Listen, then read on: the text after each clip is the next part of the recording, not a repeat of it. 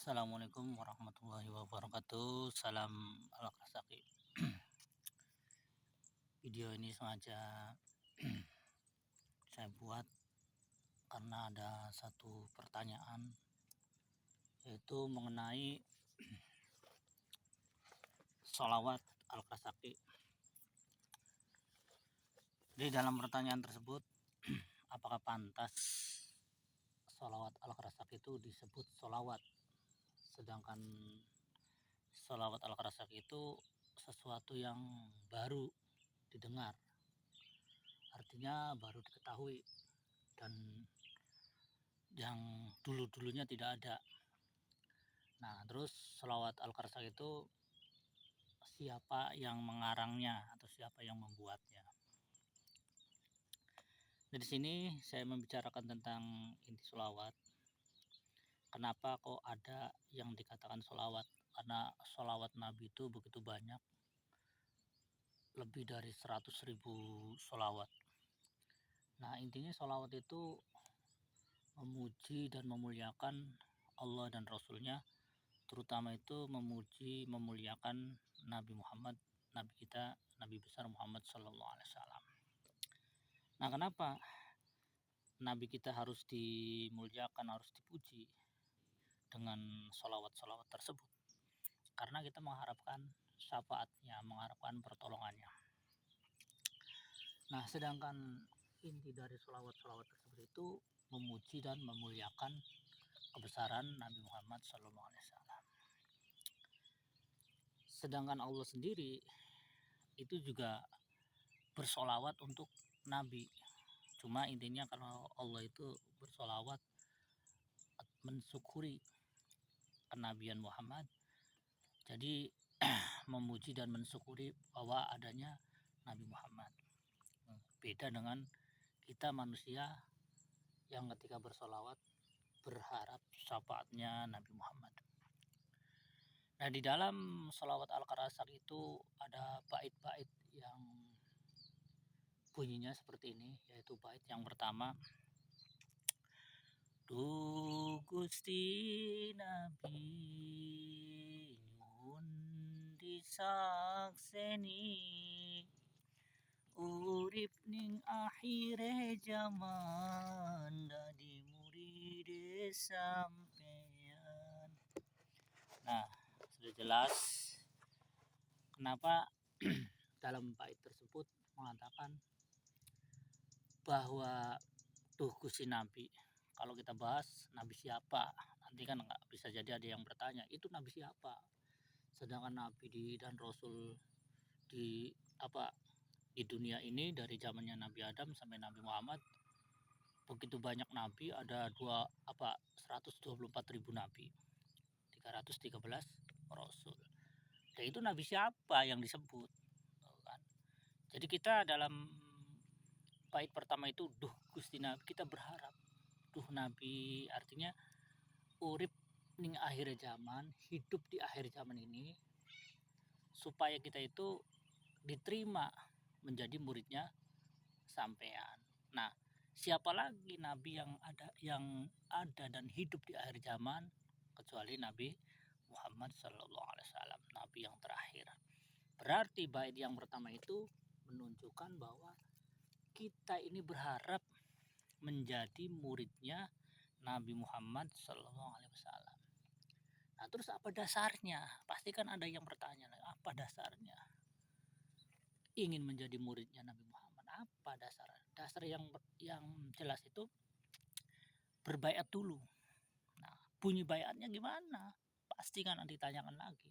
Adakah bunyi baiat yang mengatakan bahwa menjadi muridnya Nabi Muhammad? Ada tidak seperti itu baiatnya? Ya tentu bagi Al-Qarsaki semuanya khusus baiatnya itu sudah jelas, yaitu siap setia menjadi muridnya Abi Mustafa, berarti menjadi muridnya Syekh Ahmad Muhammad Tijani radhiyallahu anhu, dan diakui menjadi muridnya Muhammad Rasulullah Sallallahu Alaihi Wasallam, dan itu sudah jelas. Berarti Duh Gusti Nabi bait yang pertama itu kita menginginkan bahwa kita itu menjadi muridnya Rasulullah berdasarkan baiat tersebut. Tuh. Jadi murid-murid Al-Qarsaki, murid-murid Abi Mustafa seharusnya berpikir, dia tuh seharusnya bergembira. Kenapa dia diakui menjadi muridnya Rasulullah. Nah, ketika sudah diakui menjadi muridnya Rasulullah melalui tangan Abi Mustafa, terus melalui wali Syekh Ahmad Muhammad Tijani, wali yang mulia. Nah, di situ baru jelas ternyata bahwa menjadi muridnya Abi Mustafa sampai diakui menjadi muridnya Rasulullah ada dasarnya, ada bayatnya. Nah, terus bagaimana? Apakah bisa Rasulullah mengakui? Nah, di sini juga bisa dilanjutkan dengan membaca sholawat Fatih 3 kali, dalam hati berniat dan mengakui ingin ketemu Rasulullah, mengakui bahwa orang yang ingin ketemu Rasulullah tersebut mengakui menjadi muridnya Abi Mustafa yang taat dan setia. Nah, di situ kuncinya. Ketika sudah membaca itu, insya Allah bisa ketemu. Dan Rasulullah sendiri mengakui orang yang berbaiat tersebut adalah muridnya. Tuh. Sedangkan ketika Rasulullah hadir, tidak mungkin digantikan oleh makhluk apapun termasuk jin dan setan kalau itu benar-benar mengakui dirinya sebagai Muhammad Rasulullah. Nah, syair yang pertama tersebut itu juga sudah mengartikan, sudah mewakili bahwa kita sebagai umat manusia di akhir zaman ini ingin diakui menjadi muridnya Rasulullah. Dalam bait yang pertama yaitu bait sholawat Al-Qarsaki. Dan dasar seperti itu pantas tidak sekiranya sholawat bait yang pertama itu sholawat Al-Qarsaki dianggap sholawat. Itu dasar pertama, karena setiap sholawat itu pada intinya minta pertolongan. Setiap yang meminta pertolongan, meminta syafaat, dia memuji kebesaran Nabi Muhammad, itu adalah bagian dari sholawat. Walaupun banyak sekali sholawat-sholawat yang saya sendiri tidak hafal. Yang hafal cuma sholawat Fatih, karena sholawat Fatih ada ijazahnya. Nah, dari situ, apalagi yang namanya sholawat Al-Qarsaki itu bukan berharap syafaat lagi, tapi benar-benar ingin menjadi murid. Insya Allah ketika sudah diakui menjadi murid, ya sudah mendapat syafaat sekaligus, sudah mendapat pertolongan sekaligus. Jadi kita bukan berarti saja memuji kebesaran Nabi Muhammad, tapi kita juga menginginkan menjadi muridnya Nabi Muhammad. Nah, terus ada juga bait yang keduanya. Sholawat Fatih sing dadi amalan kanggo tanda bukti besok ngadep ning pangeran. Nah, secara jelas kebanyakan murid-murid Abi Mustafa itu ya ketika dibaiat pertama membaca bismillah, kedua membaca sholawat Fatih. Jadi sholawat Fatih itu adalah sholawat amalan khusus untuk Al-Qarsaki, untuk murid-murid Abi Mustafa. Nah, kenapa kok amalannya sholawat Fatih? Karena ketika dia dibaiat, ketika dia berbaiat, pertama yang dibacakan setelah bismillah itu sholawat Fatih. Jadi membaca sholawat Fatih itu amalan yang mutlak, amalan yang harus benar-benar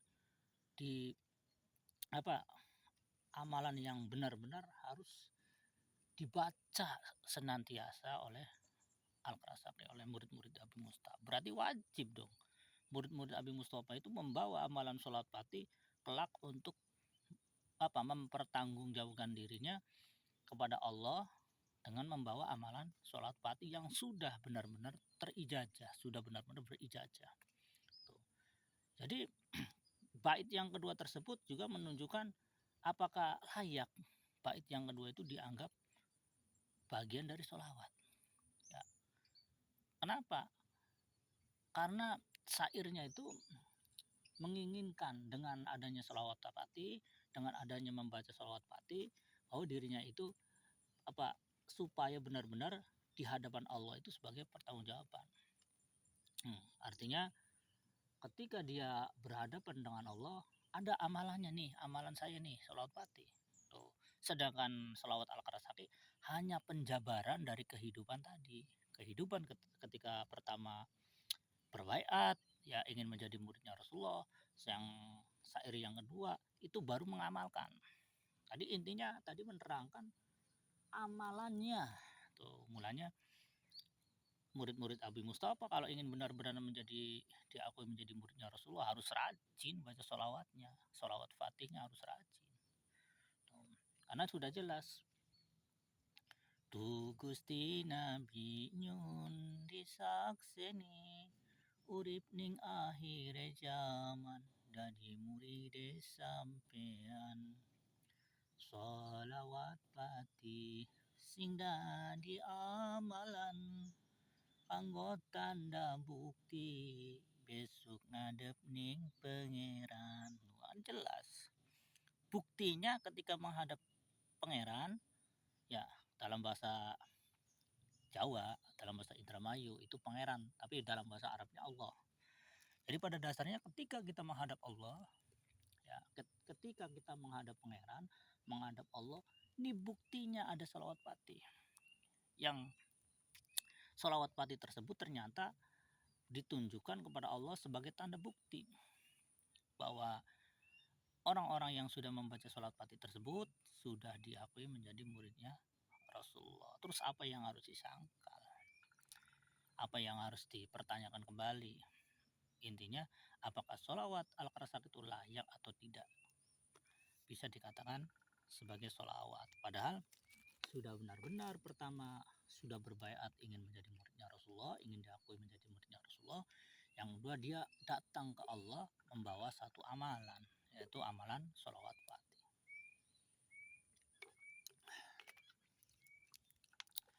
Terus bait yang ketiga, bait yang ketiga itu menerangkan waktu newis kaya kebuang sholawat fatih ragulan bimbang ora taat ora kuat ngadepi ujian sing berat. Nah, itu sudah jelas kenapa ada waktu yang terbuang ketika hati kita menjadi ragu, menjadi bimbang, ya waktu kita pun ternyata terbuang. Kenapa? Karena kalau seandainya kita sudah pertama menjadi murid, kedua ingin menghadap Allah dengan amalan sholat fatih, tapi kita ragu, akhirnya waktu kita terbuang. Kenapa? Sholawat fatihnya kita ragu dan bimbang. Kenapa sholawat fatih bisa dijadikan ragu dan bimbang? Karena menjadi murid Abi Mustafa itu ujiannya sebenarnya berat. Banyak ujian-ujian yang menyebabkan runtuhnya orang-orang yang menjadi murid Abi Mustafa, runtuh karena ujiannya begitu berat. Tadinya suka terhadap Abi Mustafa benci banget. Tadinya taat terhadap Abi Mustafa sudah tidak taat lagi, mengingkari. Dan masih banyak berbagai macam fitnah. Ya, artinya ketika dia diuji dengan kebaikannya Abi Mustafa, dia merasa senang. Tapi ketika diuji dengan kesalahan-kesalahannya Abi Mustafa, dia bisa ingkar.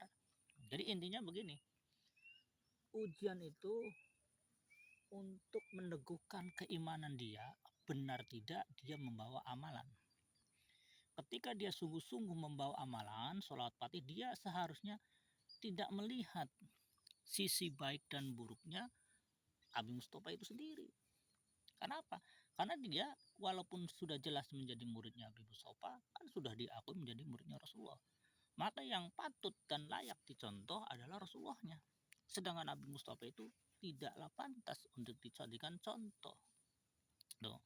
Artinya ketika dia melihat satu keburukan-keburukan yang diperbuat oleh Abi Mustafa tentang dosa-dosanya misalnya atau bagaimana kejelekan-kejelekannya, seharusnya dia nggak usah ragu dan bimbang. Karena apa? Karena sholawat fatih itu bukan Abi Mustafa yang menciptakan.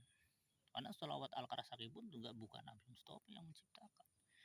Sholawat Al-Qarasaki itu hanya menceritakan kisah perjalanan hidup, yaitu orang-orang yang mengakui dirinya sebagai murid Abi Mustafa.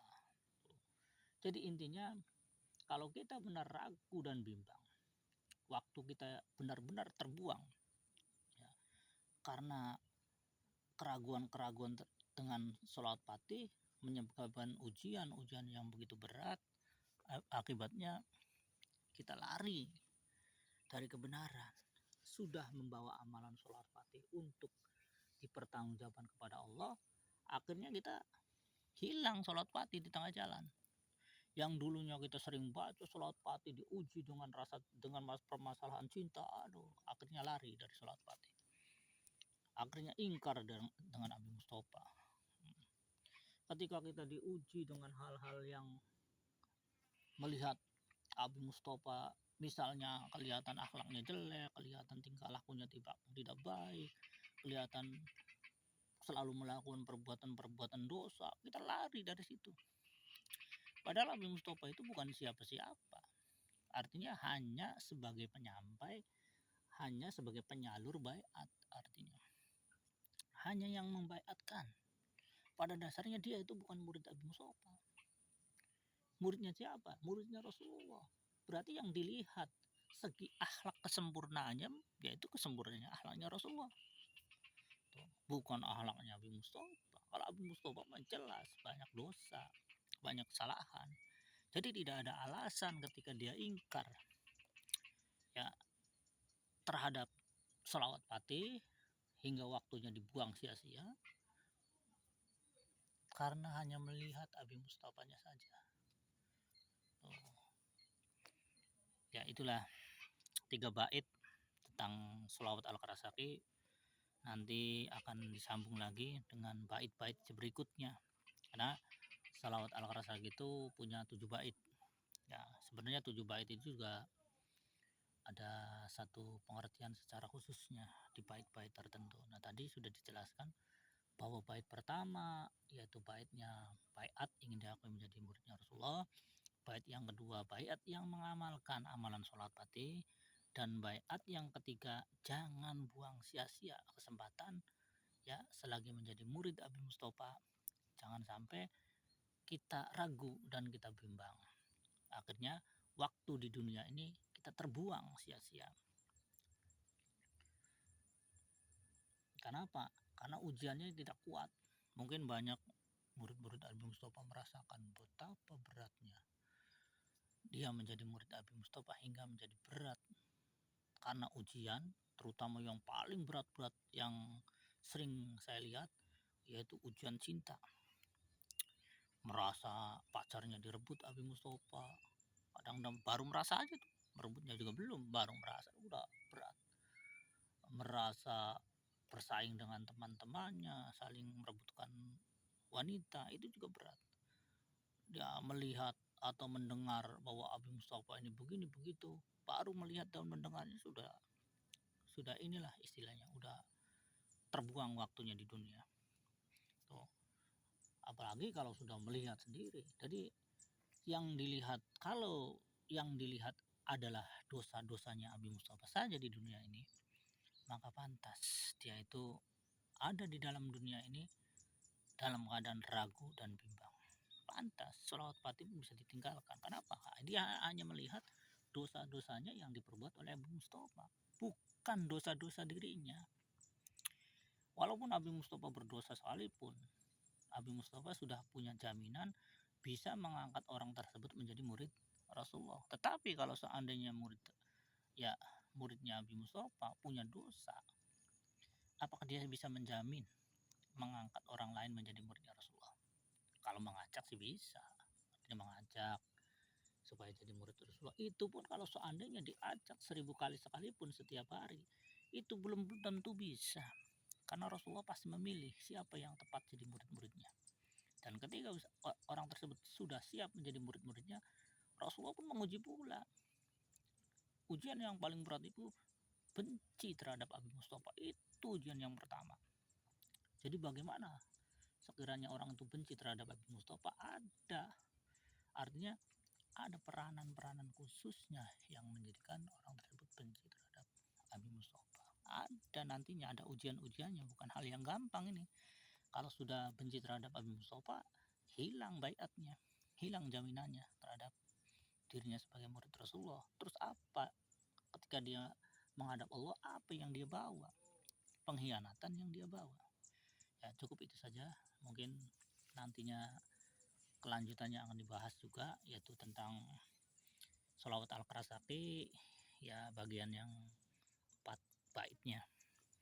Cukup sekian dari saya. Wassalamualaikum warahmatullahi wabarakatuh. Salam al-Qasasi.